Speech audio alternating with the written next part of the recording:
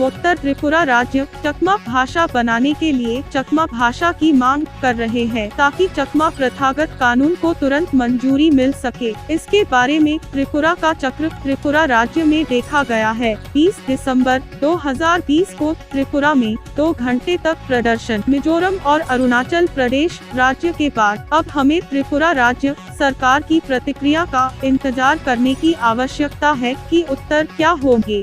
আমরা আজকে মূলত চাকমা ভাষাকে ত্রিপুরা রাজ্য ভাষা এবং চাকমা কাস্টমার এলাকাকে দ্রুত আইনি অনুমোদন দেওয়া সহ 6 দফা দাবির ভিত্তিতে সারা ত্রিপুরা রাজ্যে একই সময়ে আমরা 2 ঘন্টার গণ অবস্থানের ডাক দিয়েছি, যা অহিংসা এবং গণতান্ত্রিক উপায়ে আমরা এই গণ অবস্থান করছি।